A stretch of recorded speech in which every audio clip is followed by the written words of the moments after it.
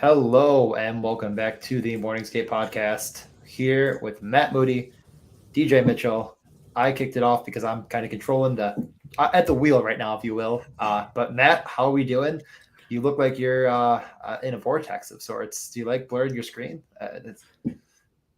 Yeah, I'm seeing how this plays. I don't know that anyone needs to see the stuff of Yeah, my basement floor. So, you this. know, Yeah, I was telling Matt before, like this is the year I'm going to actually like put together a background behind me. I'm still debating on what I want to do, and that's the thing is like I kept thinking like, what do I actually want to put in my background? Right now, I mainly put this Wilco poster in there because I think it's pretty fun. But yeah, I'm gonna mess around with that. But yeah, welcome. So we're gonna kind of dive in. The draft is 4 short right now. So, I mean, we probably have a minute. So, I think the first thing we're going to do is kind of just really quickly run through our exposures. Matt, are yours up right now? Do you guys want to do yours first? yeah, sure. I don't know if I've ever shared my screen on this before, so Try should it. be, should be exciting. Uh, let's see, share, It should either just let you share automatically screen. or it might ask me, but I don't know. Let's see what Oh, I got it. you can see that. Yes, it's live. Why can't I see it? Okay, there we go. Okay. Yeah, so obviously I have the brick caddy here too, but just probably easier to go through the actual exposures page. As you can see, it looks like I pretty much have a goalie from every team. Defenseman from every team. So I'm pretty spread out. I wouldn't say I'm, like all in on a certain spot or anything. As far as the actual players themselves go, yeah, Taylor Hall. I gave my pitch for him a few episodes ago, a couple weeks ago now. His ADP has slid up a bit, but I honestly find myself taking him a lot still around ADP 120, just because there's not too many great options for me when I'm in that range. It's just an awkward pocket where I tend to be taking him. So I'm not really like correlating with him or anything. I gave my standalone pitch for him the other, a few episodes ago. So go find that. But in any case, and then I think all these guys we've talked about in some way, shape, or form. Nino, Eric Carlson, Marc-Andre Fleury, Brock Besser. By the way, if anyone likes the human interest side of hockey, the Athletic did an awesome piece. Michael Russo did a piece on Brock Besser and just the personal adversity he faced last year with his dad's illness. As someone who lost a parent recently, it hit home with me, and I highly recommend that. But I think Besser, gets back on track this year. Last year was just a ton of extenuating circumstances. And I think the team in general should be competitive with him scoring. So, and then just wrapping up the guys I have more than 20% of, Kucherov up top, Timo up top.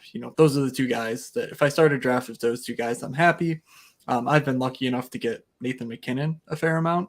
I don't have a ton of McDavid. I think I have like one McDavid because I take Matthews when I can, hence the 15 or so percent. So that's a pretty quick tutorial. I'll just do a scroll if anyone wants to quickly, look at something at some point on the YouTube feed.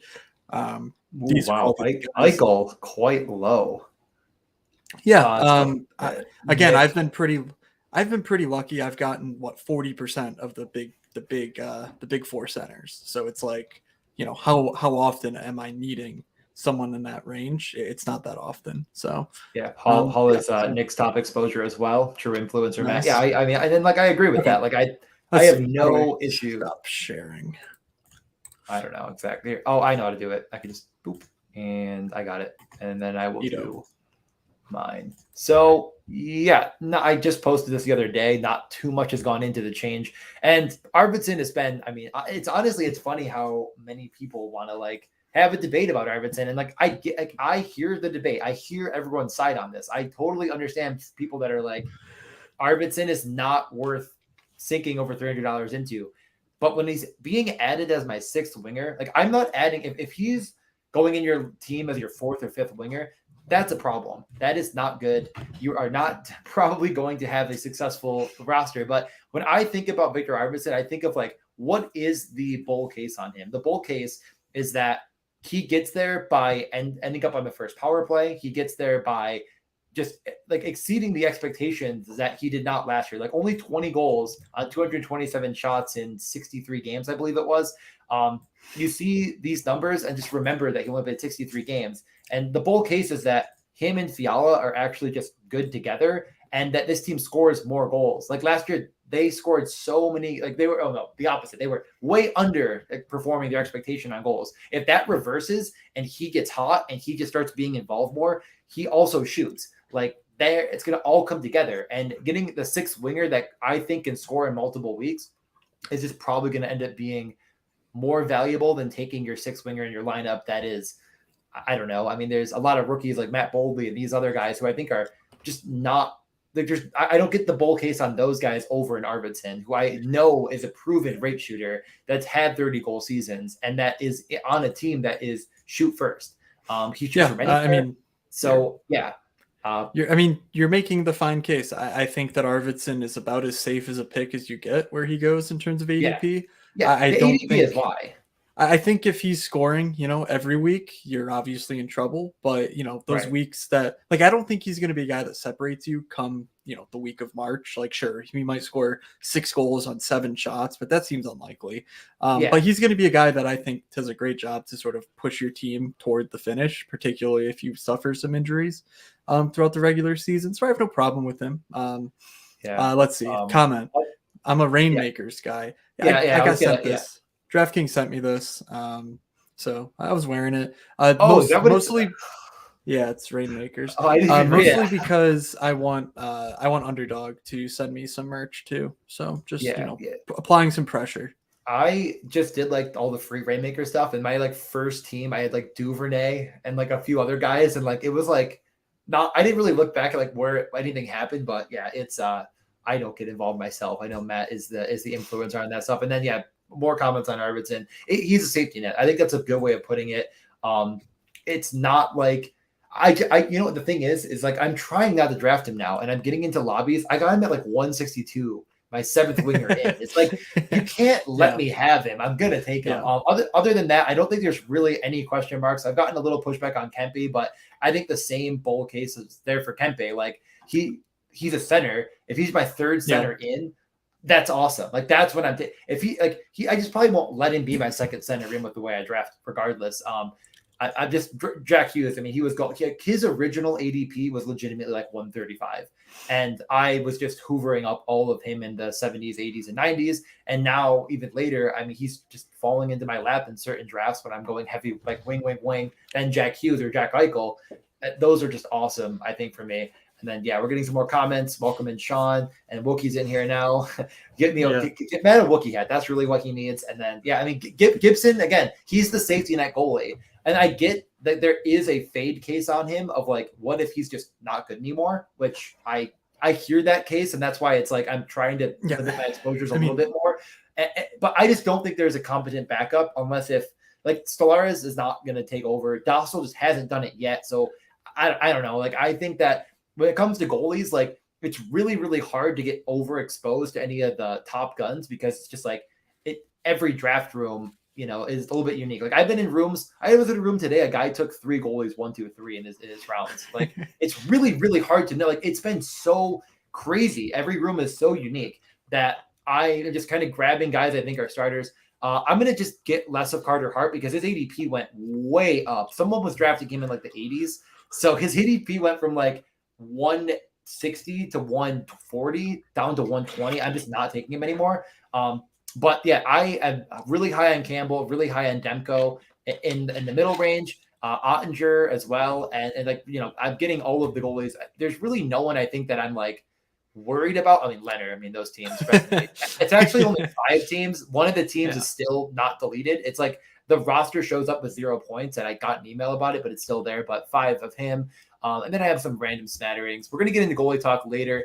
Other than that, the only players, Eichel, I have in 5 of my 9 or 10 slow drafts right now. So he's going to come way up in my rosters. But I don't think there's anything crazy here. I wanted to ask you about Ryan Hartman because what is your exposures like on the rest of Minnesota? Because to me, Hartman's a guy that you want to take after you have a Kaprizov or a Zuccarello, Yeah, but that was him having originally. standalone value to me is a little. It's not my favorite thing in the world, Okay. honestly. When we get into the draft, he just kind of falls into like a dead zone of wingers. I was originally drafting a ton of Yeah, he's Kaprizov. his Every ADP. Kaprizov team I think has him, but Okay. it's just kind of like, His yeah. I'm sorry. the Hartman ADP is right around Taylor Hall, which is exactly what I was saying. It Yeah. just Well, yeah. if you need a wing, for your 124. positional construction, it does get tough to avoid a situation No. where you're taking a guy around 120. Yeah, That's he's about probably your 10 dude. before So him. that's fine. I think they're both. I mean, again, like, is he going to have 34 goals, 31 assists? That's tough to say. But if he's playing with Kirill Kaprizov, I just don't think that this isn't replicable. And they were actively giving him power play shots. Like, they wanted him shooting on the power play. If you look at the stats, he wasn't their first choice always, but it was like him a lot and Kaprizov a lot. I think those were their top two. So I covered him a little bit more. I think his role's really secure on Minnesota with Kaprizov. So I just want exposure. Lekkonen's a guy I'm just drafting every time I can. He's my seventh winger in almost every time right now. Just think that it's too easy to say he's in the top 6 on Colorado, easy money. Robertson, I'm taking a ton of coming off of Jesper Brett. He's gone up so much. Just because I don't want the 7 hours of beat writer tweets I read to go completely unmentioned here because I spent so much time reading that earlier. I did see something interesting that Bednar did not rule out playing Mikko Rantanen at center, which I think would be, a huge boon for a guy like Lekkonen because that just solidifies a top 6 job. So I thought that was kind of interesting. Like, Lekkonen would definitely be in the top 6 if that were to happen. Oh, look at that. The influencer 1112. I just hate being next to you on stream. That is true. Roto Rinkrat though, the old 8 slot, good for him. Dude can't buy a early pick. No, I mean, I did 6 drafts in a row where I was 1, 2, 3, or 4. Actually, none of them were 1. It was 2, 3, or 4 in 4 straight drafts, including one that was a slow draft. But regardless, I deserve this. Today I had, I think, a 3, 4, and then a 9, and now 12. Drafts are flying off the shelves. I mean, I think we got through myself. I got through 4 or 5 today, and I think at least 2 other ones went out without me. So drafts are flying. We're over 50% full in this contest. It's an exciting time. So let's get into this.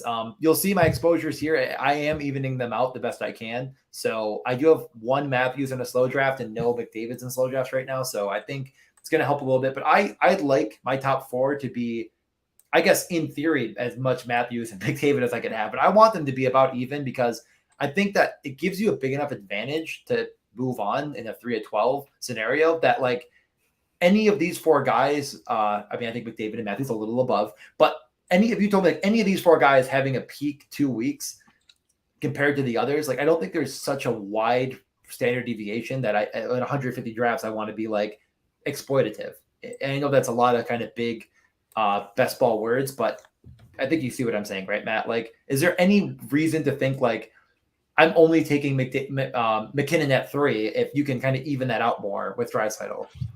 Yeah, and this is just my case for McKinnon over Draisaitl is simply that Draisaitl, I think, is sort of reliant on McDavid to get points. We haven't really seen Draisaitl like at 5-on-5 be the guy, and it's funny because he actually was in the playoffs pretty strong. Then he got hurt, so it was kind of like, oh, that's unfortunate. You are on the clock. So, yeah, I'm on the clock here. How do we want to start things?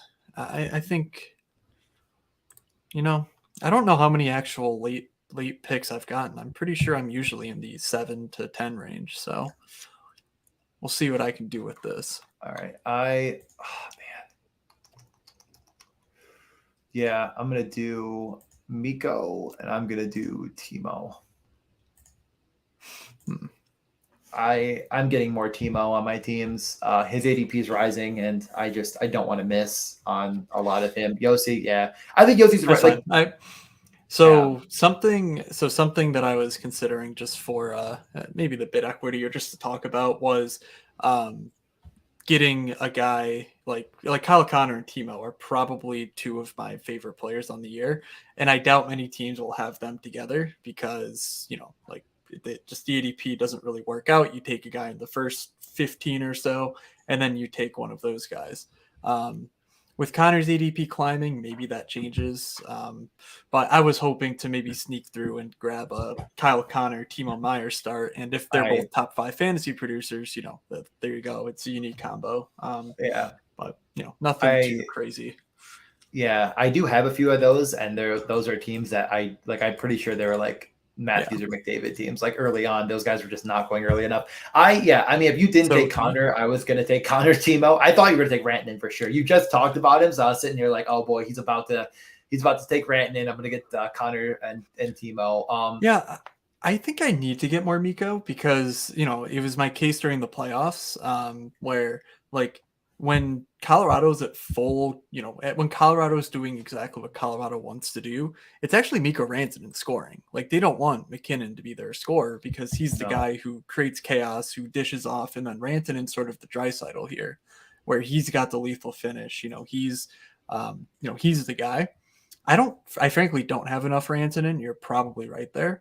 But I felt totally fine sort of pursuing. I guess we both had the same idea, grabbing Kyle Connor and Timo. So maybe it won't be a unique vote, especially as these guys climb up the ranks. But I think Rantanen, the only bear case you kind of make on him is that like he doesn't have the hits and blocks, and I think that's probably the thinnest of cases against him compared to the others in the range. Where it's like I hear like I get taking one of the Chucks as well, but I'm kind of spreading my exposures, and I'd like to be higher in Rantanen just because I think there's a really really good case to be made that he could be a 45 goal scorer, and I don't think that's going to happen with at least Brady. So I kind of am leaning Matt and Miko and Connor and Timo over Brady personally. Another thing is maybe someone noticed or maybe they didn't, but I actually do have some shares of Crosby now that are in slow drafts, and I got my first share of Vasilevsky.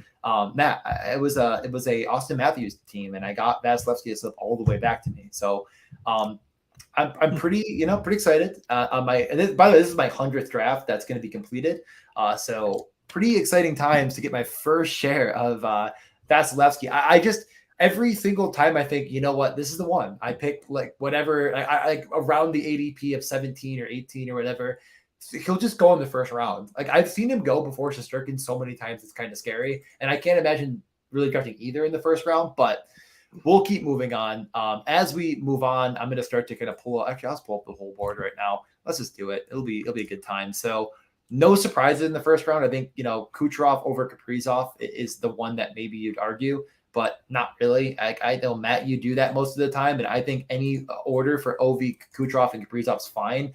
For me, I'm spreading exposures right now. I'm just pulling up my exposures and saying, okay, this guy, I right now I don't have enough Ovi and Kucherov, and I have the most Kaprizov, like I said, at more unique ADPs. Other than that, I mean, nothing. I don't think that's too surprising. Like at the 10 spot's probably the worst spot in the draft because I think 10 through probably 13, 15, you can get a lot of really good wingers. So it's kind of like you have to be the one to make the decision for yourself. And again, just spreading exposures, whatever, but nothing stand outish right now. Igor going 18 is probably one of the latest I've seen him, which is nice. Anything standing out? I noticed that the Igor slide was relatively interesting. At B-Sol, let's see, grabbing the early Draisaitl Evander Kane correlation. I am interested to see how that situation unfolds because, I personally think that Evander Kane and Draisaitl both kind of rely on McDavid for point scoring. We'll see, if Draisaitl can get it done on the power play again. But I do wonder, how much those two guys will be on the ice together, especially if Evander doesn't get the first power play time. But let's see. I am on the clock. Time. It is the big time. Looks like I get a goalie.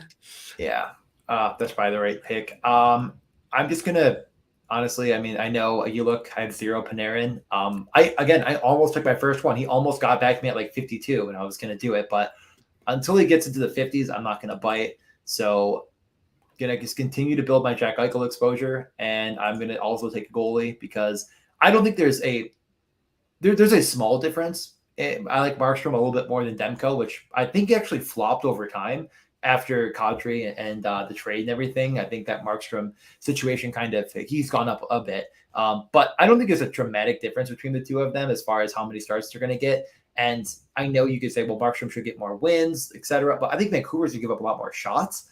And I think Demko could really be right there with Markstrom. So I think that they're totally justifiable in this kind of window right here. You go with Zibanejad, a guy you don't have a ton of either, and I think I'm a little bit low. We did get Rangers lines. They have. Oh, pull me out. Yeah. We can talk about that, but I actually don't have any of JT Miller or Sebastian Aho right now. Whenever I'm low on Aho and I have a little bit of Miller, but yeah, Miller's ADP is a little bit too high. When those guys are on the clock, I just think Mika's a better option. I'm just far more enamored with the goal scorers than I am, I guess, the playmakers. I don't think Aho is going to be the goal scorer for a full strength Carolina team. So, I don't have too much concern grabbing Mika a few spots ahead of ADP personally. Yeah. So, yeah, I mean, I was going to say them, but someone brought him up for me, so I'll just pull him right on screen. It is Kreider, Mika, and Sammy Blais, which is – I don't think Sammy Blais is going to last there forever. I'm not going to be drafting him. He's not a shooter at all. But I do think that just boosts Kreider and Mika a little bit. Like, they have a kind of proven guy that doesn't shoot with them, which maybe wasn't going to be the case if it was a guy like Kakko. Line 2 was Panarin, Trocheck, and Kravtsov. I think that definitely makes Trocheck Kravtsov more intriguing to me. I haven't Kravtsov yet. We were definitely assuming Trocheck would be, first, like basically would be Ryan Strome. It is interesting, he was very dust at the end of his tenure in Carolina. So, does he find that rejuvenation playing with a guy like Panarin? We will see. But yeah, I don't think Sammy Blais lasts long on that first line. So I think Lafreniere, Kakko are basically competing to see who gets the first dibs up on that line. Right. I mean, overall, I think the Rangers are good. I'm not drafting them I'm not drafting I have again, it's Kreider goes right around normally Robertson, and I'm just taking Jason Robertson over Kreider right now. Robertson remains unsigned, so Camp's starting. Camp is starting, and he's not with the team. So the longer this goes, the more worried I am that he misses time to start the year. Who missed time in a recent? Was it Line who held out for the beginning of the season? I think it was Line. So in any case, that's kind of the that's the main concern I have at this point. It's most of these relevant, RFAs are signed. Rasmus Sandin remains unsigned, but you're not taking him in a fantasy format, so it doesn't really matter. But, Robertson's kind of the big fish out there where you're just come on, buddy, let's get the show on the road, or Dallas, get your shit together.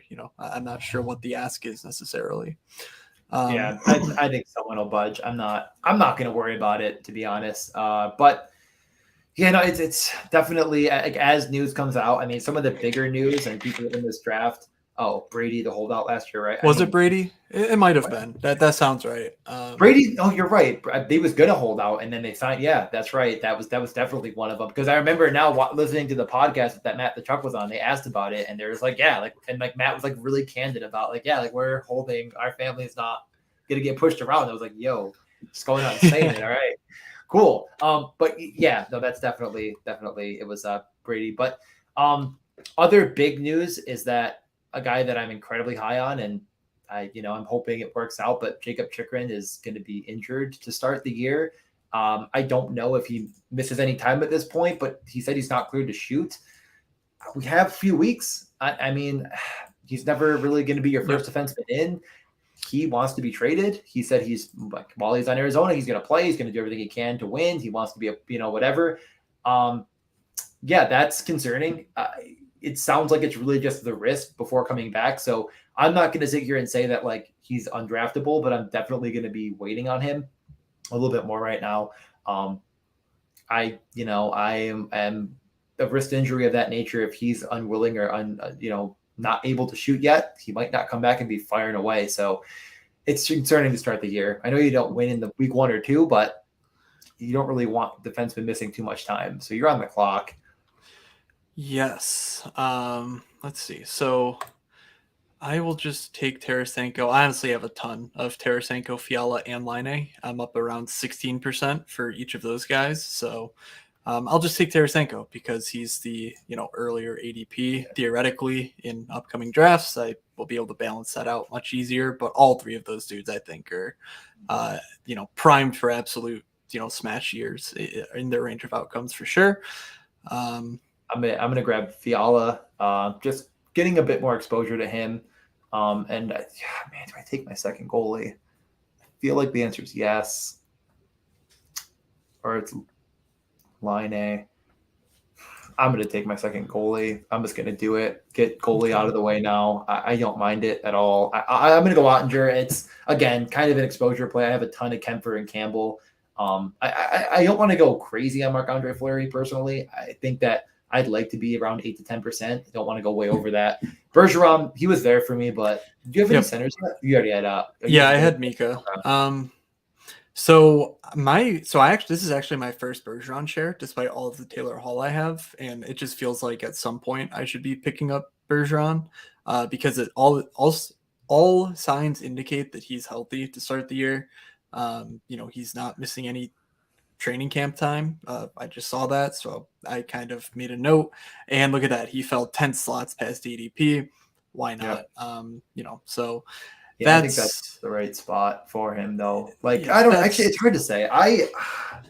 Bergeron really could be like the guy you need in these middle rounds. I don't know. It's tough. It's tough. I think when you don't have a center, betting on Bergeron in this range is a really, really good bet because you really might be taking a guy that should be going with Crosby and Stamkos that just isn't.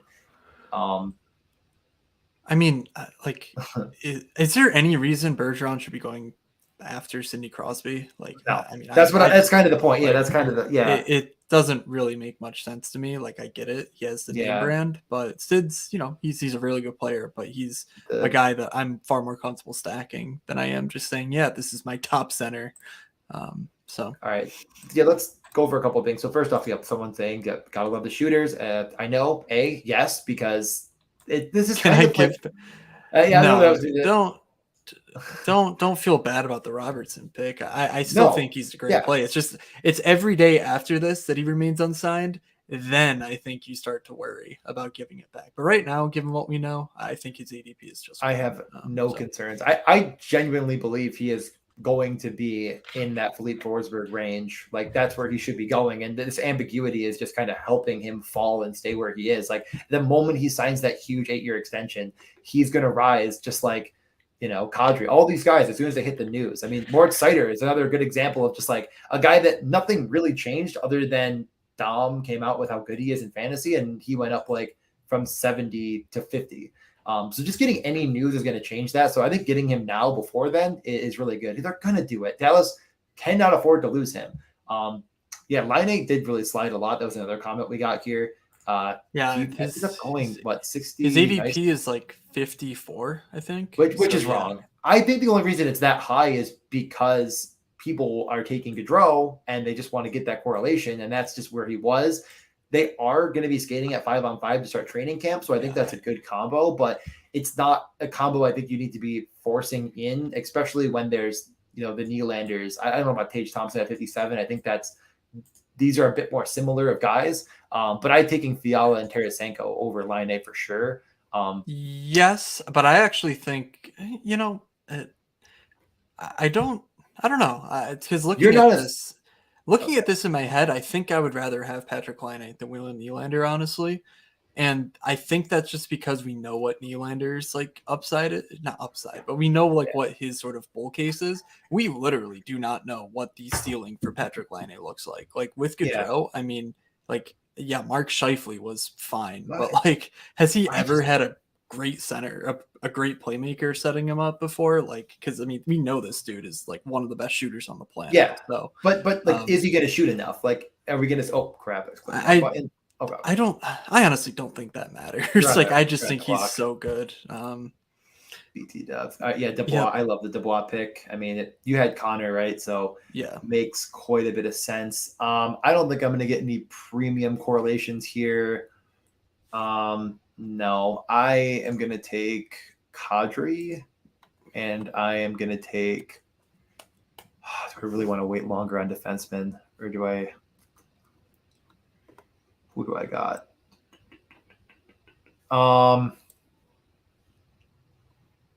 I'll take Werenski. I really like Werenski a lot. I feel like Werenski is kind of your perfect like the role is very cemented for him if he's healthy as being like the number one defenseman, number one power play minutes. Like I think that people are drafting Shabbat, and like Shabbat and Werenski are like similar to me in a sense. Does that make sense? I mean, Varensky was a guy last year who I bet for the freaking Norris. So, you know, that obviously didn't happen. We got hurt, right? He missed exactly. He missed a lot of it's time. like now you get Gaudreau back, and it's like, man, you know, that this could be pretty epic. So yeah, I feel like you're looking at a guy that's going to see quite a bit of minutes. He's definitely a rate shooter. He's got every tool you kind of want in 68 games. So 68 games, he had almost 600. Yeah, so he was definitely well over. He would have been probably over the 600 mark by a decent bit. So I just think there's a really, really good case. Sorry, I don't want Craig Button to pop up. But yeah, no, it's definitely like I'm gonna be like I think this is a guy that you can actually exploit. Like it's an exploitable pick because he's not the 14th best fantasy defenseman. The rates aren't immaculate, but they're really good. So yeah, now we're kind of looking. We're getting down to the range. I think after you get through pick 100, it's kind of when you start to say, all right, who are the guys that I really like and who are the guys that I have no interest in. So which not everything's popping up right now for whatever reason. In this range, you can kind of see like I don't have a lot of Batherson who just continues to rise. Might be something I'm lacking on my end, but I also just think that there's a lot more chefs in the kitchen in Ottawa, and Batherson could be a little bit more the odd man out. I think they really, really want. They had lines today, actually. It was Stutzel with Giroux and another guy, and then it was Norris, Chuck, Batherson, I think. Who was the other guy? interesting. I actually did not see those lines. I retweeted it. Let me look. I'm gonna look. Okay. I want to double check. I'm like, oh boy, I'm confident in what I'm saying. Kind of. I know Giroux was with Stutzel. Yeah, that's interesting, the Ottawa situation, just because like you said, there are too many cooks in this kitchen for all these guys to be, you know, at ADP. Personally, the guys who I'm actually like out on, it's actually DeBrincat, just because of how high he goes. I get that he'll be DeBrincat. That's the guy I'm forgetting. He was with Stutzel and Giroux. Okay. I'm like, how am I? I'm blanking on one guy. Yeah, and then I mean, this was mentioned. Yeah, the risk of suspension with Batherson does exist. I mean, it's just like it's a lot of speculation. Yeah, I don't know. And like what I would say is any of these players that you might be worried about this year getting suspended for the Hockey Canada situation, I just find it really hard to believe that they're going to get through this entire legal process, everything, get suspensions on the books this season. But maybe I'm just jaded because like we watched the NFL take multiple years on Deshaun Watson. It's kind of, I don't know, like, is it going to get done this year or not? I don't know if I'm willing to, but like, it is in my mind when I'm drafting, like, am I really going to take Batherson? And like, what if he's out for the playoffs? Like our playoffs for best ball. I'm at 9% Batherson, which I do not like personally, because I think he's the guy who loses his power play job for sure. But it basically the problem is when you take Josh Norris, I'm not taking guys like DeBrincat or Kachuk. So it's like, how can I, you know, make this a stack basically? So, you know, it becomes Giroux, it becomes Batherson. So I think I'm at 15 or so % Giroux. And I'm pretty happy with that just because I think the possibility there for him to play power play one certainly exists. But anyway, we can move couple, past yeah, a Ottawa. couple comments before we get to, and ironically, Ottawa poker Rob is up. But number one is the Thomas and Kyrou $8 million. They are both centers in this, which I mean, I like Kyrou a lot more than Thomas. What I'm noticing about people drafting Thomas is they seem to be adding him as like a fourth center in. And I am just like, if you're taking Robert Thomas, you are praying that he changes the type of player he is, because he's just not a rate shooter, while Kyrou is quite the rate shooter. And Kyrou's ADP has gone up after this contract, which does make sense. And Mike in here talking about Igor at 18. Yeah, I mean, if you get Igor at 18, that might be getting him at like his low, which is very, very nice. Carter Hart just goes, another guy that, again, could be in the suspension situation. That puts Mr. Matt Moody back on the clock here.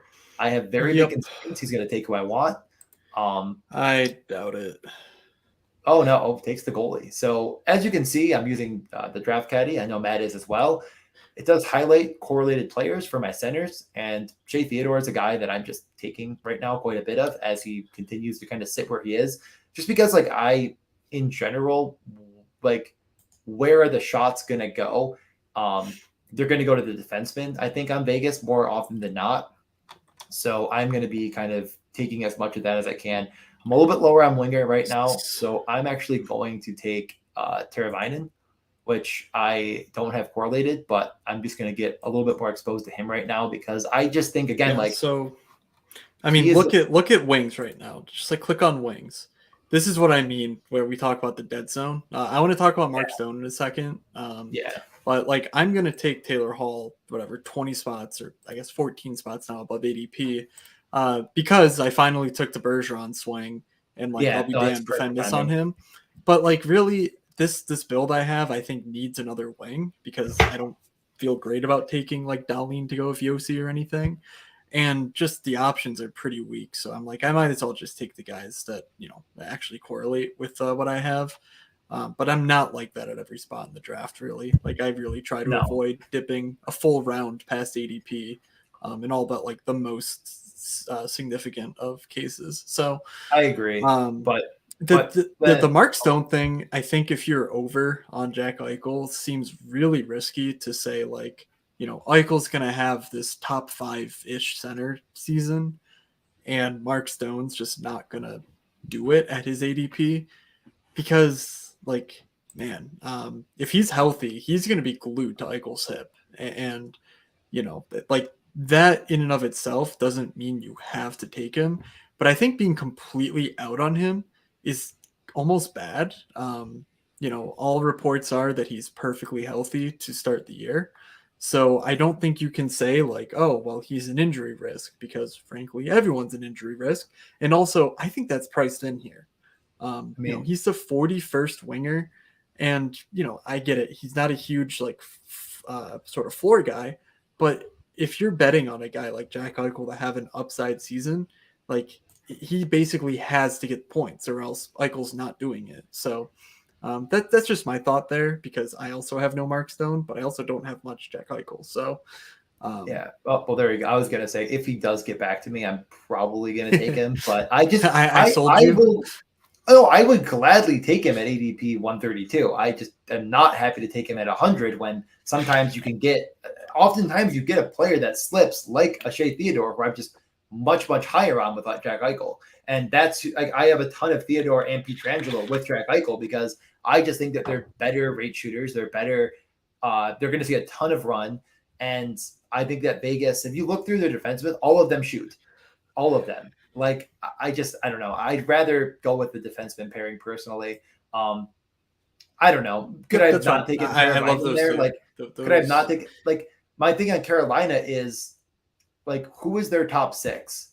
And like, can I find the right guys to go in a Carolina situation? I think you can, even without Aho and Svechnikov, and get like Teravainen. I think in the playoffs cemented himself on the first power play. Like, he was so useful on that first power play. There's guys later in the draft that I know a lot of people in our Discord, and it was already mentioned, this is our kind of a Morningscape Pod Discord draft that I'm going to try to queue up later. But when you can get a guy like Teravainen, who I just think I bullish on him. I think that at his ADP is just kind of going overlooked in general. He's come up a little bit. How many games? He missed time last year too, right? Didn't he miss time? I just want to check on that because I don't think he played. He played 77, so not much. Yeah, I mean, this is a pretty mediocre year, but I guess I'm just hoping that we actually see that first line with him and Aho stick together. And even if not, Trocheck comes out, Pacioretty's not back for a while. I don't know. It's probably – he might not be the guy you need, but I'm going to have him in here.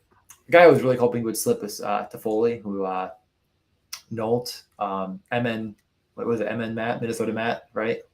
Yep. Yeah, he takes the guy there. I'm probably not taking much more Uyghur at his ADP. Just it's gone way too high for me, but he does correlate with my stack. We'll see who gets to me. I got 3 picks. You could use defense, I think, but no, I'm not going to waste a Roman Yossi draft on that's a good like point. a non. Yeah, I'm not convinced by any of these.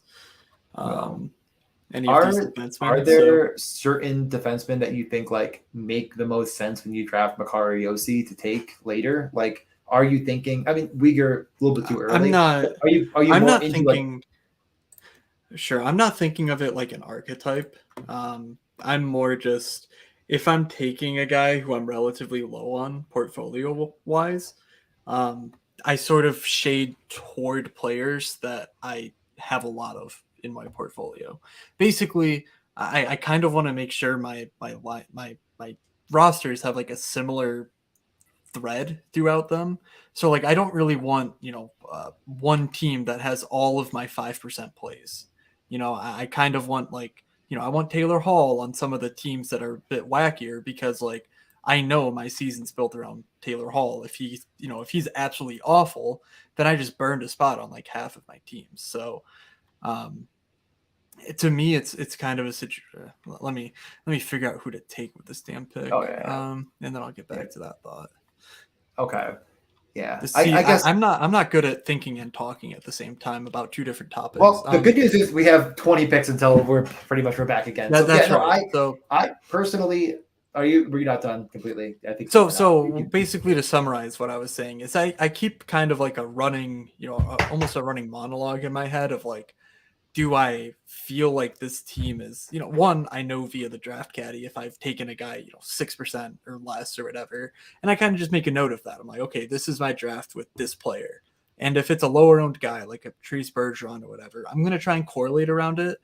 And in addition to that, I'm going to try and get players that are relatively common in my portfolio just because I don't want to take too many stands on each individual team. I'd rather take them sort of collectively through my portfolio and say like, if Bergeron's the upside guy I need, then all of my other plays are still sort of like helping me succeed in that way. I'm not sure if that train of thought really like carries through to the listener, but basically, I just want to make sure my teams have some sort of similarity between them. And so that's why when I take Roman Yossi, I'm trying to take some relatively more popular defensemen in my builds, just so that I have some commonalities between all of my rosters.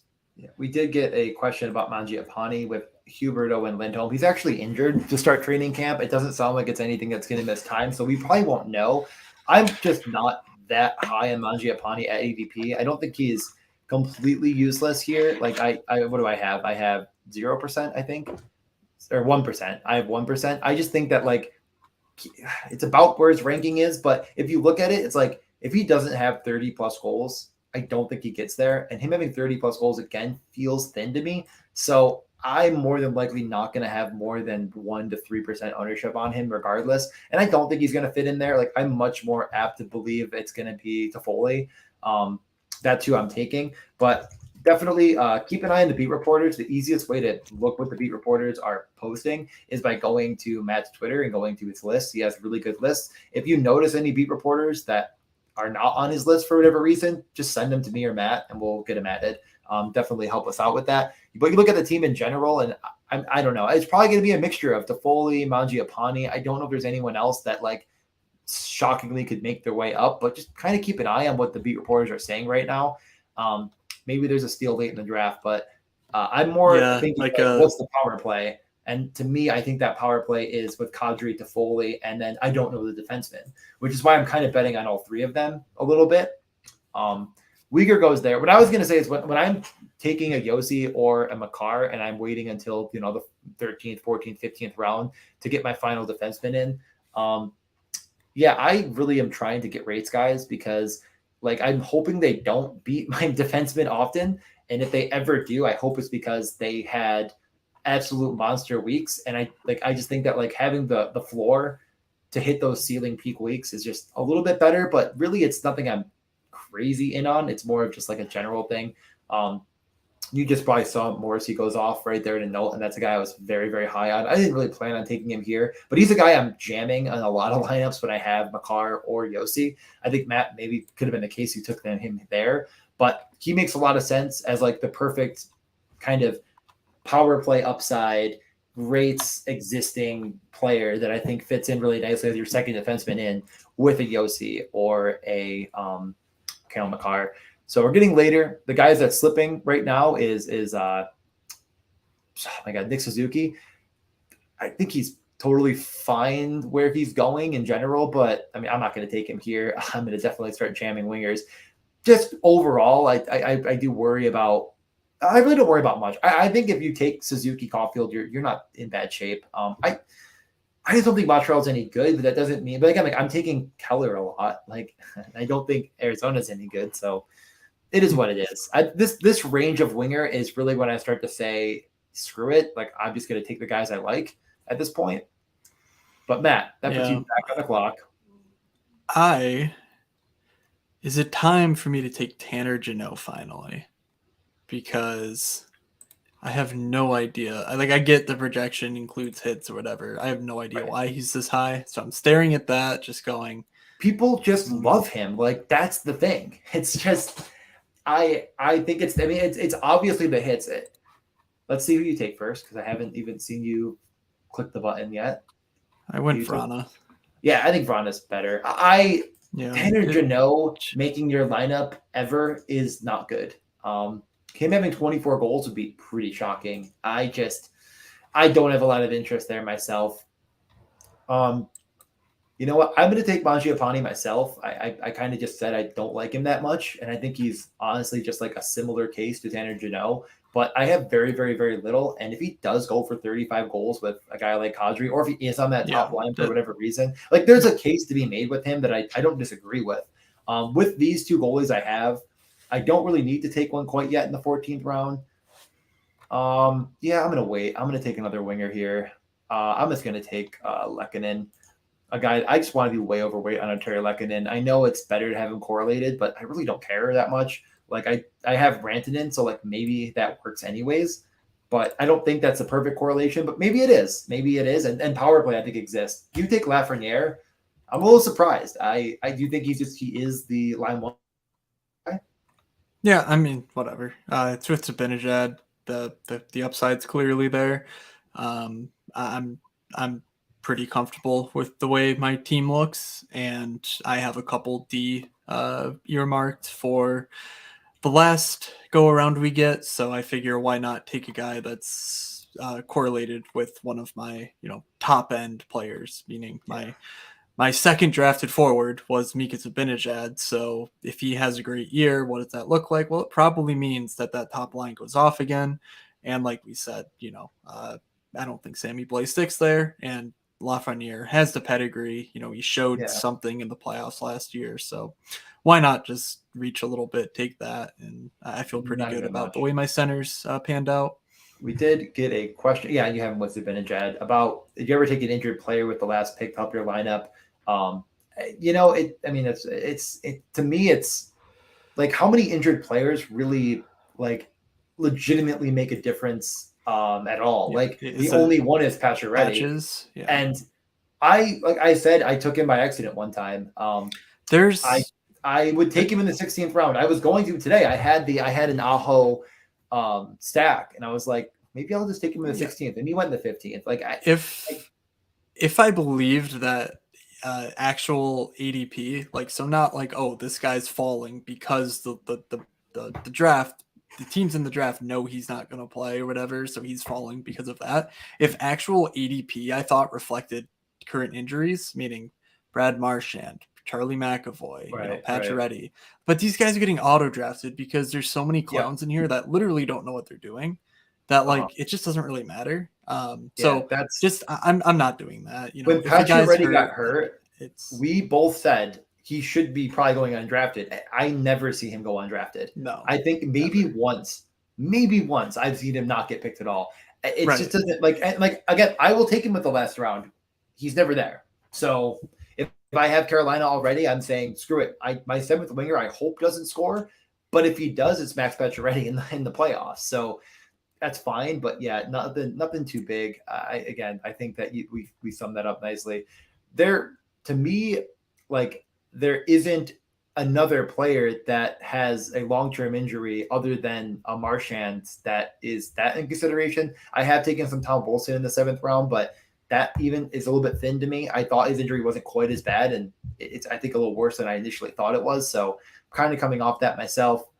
Marchand going early, but he's dropping in some drafts. I actually got him today at 62 and just thought that's super unique because he's never getting there. I'd rather it was my 3rd winger in, and I'm like, screw it. Let's go with it. If he falls that far, get unique. And if he's back in middle December, which we expect, and he starts firing, screw it. But yeah, I don't know. It's really hard to say about that. Other news and notes that might be pertinent. If you are taking Patrick Kane at all, he was with Max Domi at 5-on-5, which I think is interesting if you need a last center in. If you let's say, for example, with Patrick Kane, you might have taken McDavid, right? You got Patrick Kane at the turn with Evander Kane, let's say. You take them both. Maybe you only took 2 centers by the last pick. That makes sense to me. I don't think it's the worst idea in the world to take a guy like Max Domi just because, it's how many times is he going to beat McDavid? Hopefully never. But if he has rates, if he has that peak week. Well, first off, I have to take a goalie here, sadly but surely. I'm going to take Capo Kakkonen because I need a 3rd goalie, and he fits a correlated stack, which we're going to touch on at the end. I have Timo Meier and what's his name, Erik Karlsson. So that's going to go in, and I'm going to take a winger to get the 3-7-3-3, which is basically always what I'm doing. What do I have? Do I have anything fun? Actually, you know what? I'm going to actually take a center. I'm going to take Seth Jarvis. I'm going to do a 4-6-3-3 to go with turbo time. I'm just going to do it. I very, very rarely do it, but I think this build's fine with it. 4-6-3-3. Let's do it. I want Jarvis with Teravainen. That was going to be a guy I take if he gets there. And I just love Seth Jarvis. I'm guessing you already took him. You took Gostisbehere. First off, let me just really quickly recap. I very, very rarely take a 4th center. I don't even think it's all that necessary with the 3 studs I got. But Seth Jarvis, I think there's a very, very big bull case and on him just being really, really, really good above ADP comparatively to a lot of these wingers. Since I have, I think, 2 of the literal, potentially top 5 players, in the right circumstance, I'm not opposed to just any of these guys mixing in. I don't know. I don't think it's the worst case when I started winger to only have 6. I love the upside in all 3 of these defensemen. That's kind of how I picked them. And I was a little early on Karlsson, but I love getting him with Timo Meier. I think if anything happens with that team, it's because of them. And then stud goalies, might as well go with a guy that, again, I think Kakkonen is just the starter there. That's why they were fine getting Aiden Hill go for nothing. And I think he's just really, really good goalie. We did get a couple of questions. What happened to the 4 goalie trend? I mean, I have done that once. The only time I think 4 goalies actually make sense. I'm going to give you there's 2 scenarios that exist. Also, Krasov just goes very cool. Scenario 1 is that you drafted 1st or 2nd, and I saw it happen today, and you legitimately just do not maybe you get so many great above ADP plays. You just keep getting handed wingers that you just didn't think were going to get there, and you miss out on the big goalies run that goes in in the middle here. I was going to show you what I mean. There's a pretty large goalie run right in the 50 range. Oh, of course it's gone now. When that happens, and if you completely miss it, I don't think it's the worst idea to say, okay, My first goalie in was Gibson. I have McDavid or Matthews. I'm just gonna bet on 4 goalies making up for me missing everything. I mean, it didn't happen to either of these 2 guys who ended up getting one early enough, but I did see it happen today where the guy's like first goal again was Matt Murray or something like that, which went way too freaking early. But if that happens, I don't think it's the worst case scenario. And the other one is no, honestly, I think that's really it. Like maybe there's another scenario where you just don't get one, but I think you're if you don't have a top 4 pick and you're not taking one of these goalies early enough, like probably by ADP 60, you're probably shot yourself really hard in the foot and you're not going to make it back. Yeah, the Fraba auto draft, right? Yeah, Domi on the first. I don't know. I genuinely think that they want to showcase Domi and they're thinking of him as a trading asset. So I think he might stay there. You don't name your drafts? No, honestly, I just don't care. Like, I might name them once we get far enough in to like playoffs and I know which teams are going to make it. But I kind of don't want names attached to duds, and so I don't name my drafts. I just don't care, honestly. Like, I've actually never even thought to do that, honestly. So, a lot of people do it. I get it, but yeah, I don't Yeah. do it. So yeah, I don't know. I mean, this draft, like I said, there's a few big reaches. Let's really quickly go over goalies. I think we covered most of the main news and notes that we needed to get to. Kravtsov, we mentioned he actually goes here. I think he's a fair guy to take this late because there is some pedigree there. And with Panarin, I think anyone just gets a massive Yeah, bump. and I think that's a bigger point that I wanted to raise, just as like as we're going through the training camp, like in these late rounds, do not be afraid to take guys on a whim. Literally on a whim. Oh, a report, this guy's playing with this guy. Like, there you go. Because guess what? That's how you get your 1% owned Michael Bunting type guys. Because, frankly, if your 7th guy on your roster is scoring points at the wing position in particular, but maybe even, if you're going 4 centers or something weird like that, it's not going to hurt you. If your 7th guy it's getting zeros at wing, you really shouldn't be that far behind.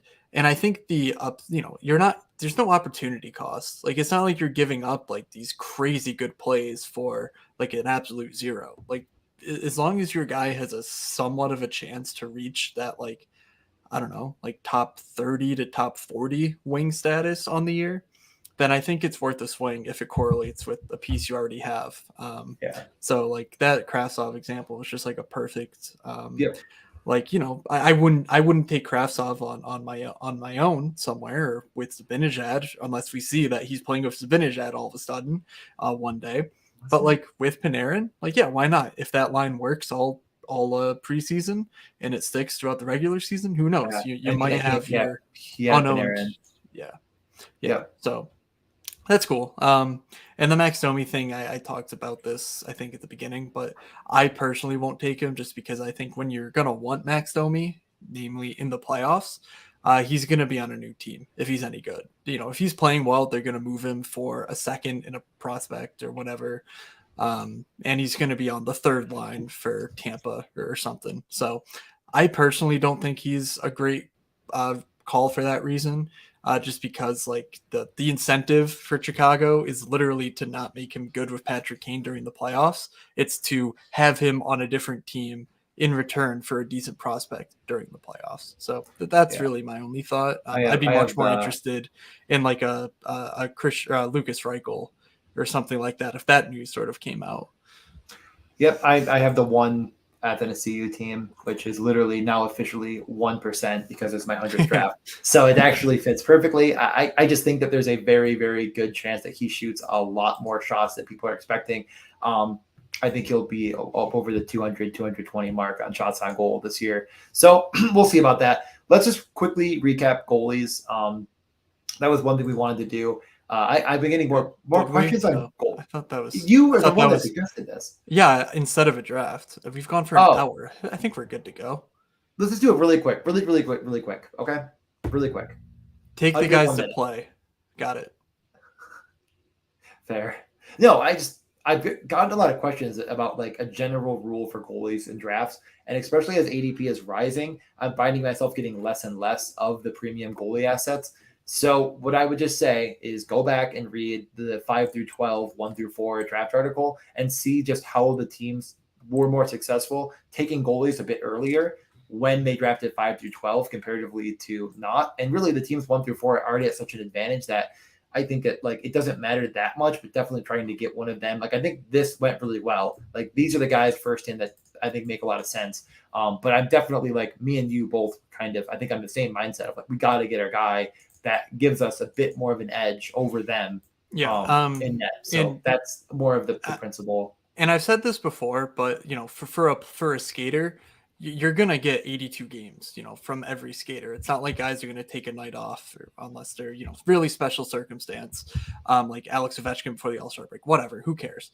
But for goalies, the top end guys getting 60 to 65 starts in a year is actually much better than a guy getting 50 to 45 starts in a year. So that's really the main reason that I'm willing to prioritize investment in goalie, honestly, regardless of where I draft, just because I think that the league is moving more and more toward there's only a couple guys who are reliably getting 60 to 65 starts in a year, if that even happens. Like 58, I think is a good number too. And that's just so much different than at forward, where all the guys are getting 82 games theoretically. You're talking 58 games versus 45 games for some 1A types. And that's just a huge difference in terms of scoring. So that's my take on it. I'm never afraid to overinvest in goalie personally, but I'm always trying to keep a balance through positions throughout my lineup. But goalie's the one I'll punt on the very least. Yes, I think that's a perfect way of putting it. Two goalies from the same team, no, I don't think that's useful. I just think that what you really want when you're taking a middle to back end goalie is that they get to net and run with it. It just doesn't really make sense to me. I don't see a situation where, because think about it, the way you get scoring is in periods of two weeks, or I guess single weeks if we're in the regular season. I honestly don't remember. I think the playoffs are 2 weeks, regular season is 1 week. And there's almost no case in which a team is going, all right, this week is, Vasilevsky week. Well, that's a terrible example, but this week is Linus Ullmark week, and this week is Jeremy Swayman week. Like, no, it's going to be this guy gets 2 starts this week. This guy gets 2 starts this week. Next week, this guy gets 2 starts. Next week, this guy gets 3 starts. Like, you're never getting a clean enough cut in scoring that I just think it's a wasted pick to sort of double down on a goalie tandem. So I think you can take both sides of a tandem, just not in the same draft. Yeah, I agree. I'm actually really like not. I am much more, and you maybe saw my exposures. Like I'm much more inclined to take, what's his name? I got Jake Allen than I am to take an Ullmark. I'd rather just wait a little bit longer and take a guy that I think will see a ton of pucks. And when it all comes together and he has a really good week, it's going to be just like an immaculate week. I'd also rather take a guy like Samsonov, where I think that like the tandem is truly up in the air. Like it's the same with like ambiguous backfields. And I know we talk about like a lot of the good people talk about that with football. It's like, well, what if this player is just bad and the other player is actually much better and we just don't know it? Where I don't think that's really the case in Boston. I think it could exist in Colorado even, like, which is why I have way more Pavel than I have Georgiev, because I just don't see a big difference in what they could output. But I'd be willing to believe Georgiev is bad than Pavel Francouz. So, yeah. Overall, I'm just trying to buy in on a little bit of ambiguity and rather go with a guy that I think is more a Vanacek, a Jake Allen, or a Grubauer, who I think, no, you didn't take, but I know you're also pretty high on. Goalies are a bit voodoo, and I don't think taking 2 of them makes any sense on the same team as well. I like Grubauer the most. I don't get why his ADP hasn't climbed, along with the Carter Harts and even Gibson to some extent, and the Matt Murrays, just because we know that Grubauer is paid like a guy who needs to play 55 times a year. And if he's terrible again, like, yeah, that hurts, but like he's still going to get the starts. So, to me, he's a guy who should be climbing along with the goalie creep that we see. Yeah, and just pulling this up, this is from a few months ago, but Drieger's going to be out for a while. Martin Jones is the backup, and I think he's actually dust. And yeah, honestly, this is like, I know that you're saying you're a Rangers fan or whatever, but this is why I just can't buy Georgiev, because he was truly pretty awful on one of the best defensive teams in hockey, one of the better teams in hockey. And I just don't know. Like, I know he's going to be on a better team now, but I don't buy it. I think that they saw something in Pavel that they want to move forward with. And I think that he's going to be the 1A. And I hope that if he proves them right, I think Bednar's going to ride him. And that's what I'm hoping for. So that's why I'm in on that. I'm also I have no Mrazek. I have no Vizmelka. I have a little bit of Cal Peterson because, again, I think that like quick being done is more likely than not. So I don't have a lot of quick. Yeah, I think that's about it, really. There's really no one else I want to touch on. Eric Comrie got taken somewhere. He got taken right at the end. I mean, he sounds like he'll be the guy in Buffalo, which is interesting. We'll see how training camp unfolds, but it does sound like he will be a player there. So I think he's going to be a guy who, if you draft him in the last round now, he will be being taken once the net is more certain. But like Craig Anderson's going to be the backup, and it does not sound like they're willing to play Ukko-Pekka Luukkonen without him having some long-standing AHL success, and frankly, he just hasn't had that. So I would take Eric Comrie over.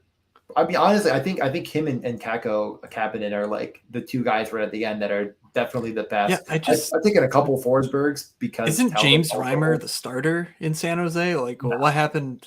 Why? Like, I don't know. They traded for Kapanen. I think he's just much better personally. Okay, I get it. Yeah, I don't know. I don't think Reimer's got it anymore. We'll see. I could be wrong there. I'm taking a bit of everything. I'm like you kind of said with forwards. Like I think the same could be said with goalies, where it's like if you tether yourself to one of these guys, none of them are exploitable. Like none of these guys, like there isn't one of these guys going here that you're like, oh, this is obviously the goalie that's gonna seal the starter net. Like we just don't know right now. If there's an injury that comes up, we can try to be that way, but probably not worth our time. I mean. Kemper wasn't that great for the Avs. I kind of disagree until he got hurt. Then he was pretty bad, and the Avs just did it anyways. I really like Darcy Kemper. I think he's a much better goalie than people give him credit for. If we could probably get out of here. Any last second questions? While we're waiting for any last second questions, couple Underdog Fantasy promo MSP. Ooh, look at that. Fancy. Yeah. Oh, look at that. So if you don't use Underdog and you watch this and you're like, this looks like a lot of fun, it's a $10 entry. There's $50K in prizes, $10K to first. It's the biggest fantasy contest in the world. I'll be max entering it. I don't know if Matt, you're going to get there quite or not. What? Yeah, season snuck up on me. I intend to. I don't know if you're laughing because I said something wrong, or if you're laughing because you're right. I said I was max entering this. No, you'll see after. You'll see after. But it's all good. Let's get out of here. Wait, we have one more. Oh, Matt, talk about 1 week season. We've already. I guess I don't know. Whatever. We partnered with 1 week season. If you like football, if you like making money on football, I'm not the guy to talk to. Frankly, I know I just posted the screenshot, but that's a lie. It's all a facade. At Lifetime, I'm still down on NFL and down significantly because I just punt NHL money off with NFL. But in the past year or two, I've used 1 week season, and frankly. One, I find it helpful. And two, I find it really entertaining. If you like intelligent people talking about daily fantasy sports like a puzzle rather than, football guys talking about like outside zone blocking or whatever the hell goes on in football, I think 1 week season's a great place. It's really affordable for what you get out of it from just a thoughtfulness perspective. Yeah. And, I find it a great way to sort of supplement some of the free sources out there for projections or, the more rigorous type things that you can get for free. Mix in a little bit of like the thoughtfulness and the engaged community over there. So I like them and use our code. If you like today, perfect example, there was a prop that was posted by one of the guys as like a premium prop that only if you're subscribed. And I liked it. It was a Singletary under prop. And I grabbed it right away, immediately, and it dropped like a freaking rock. Like, it dropped unbelievably fast. They're so quick, and I think you just make your money back on that. Like, that's where I've been profitable. And, like, my own prop stuff and their prop stuff, my DFS stuff, I have probably just squeaked by even over the first 2 weeks, unlike Matt. So we'll get out of here, but I really do think that their prop channel is just worth the investment in itself. Like, they're pretty good, and they do things like I do things. It's more of like, this is the percentage likely we have, and this is what the book says, so this is what we're doing here. So I like that a lot. I don't know if Matt really uses it much because he's not much of a prop better, but I do like it a lot. So yeah, I don't know what Matt. What was funny? Okay, I think you hung up. Did you hang up? Okay, well, I guess I'll close out the show. Also, puckluck.com. Go there if you'd like. So other than that, I don't think we have any more questions. Both goalies, separate drafts. Yeah, no, definitely. I think that was it. Matt disappeared. So from Doug, Matt, and myself, have good draft season, everyone. And we will see ya.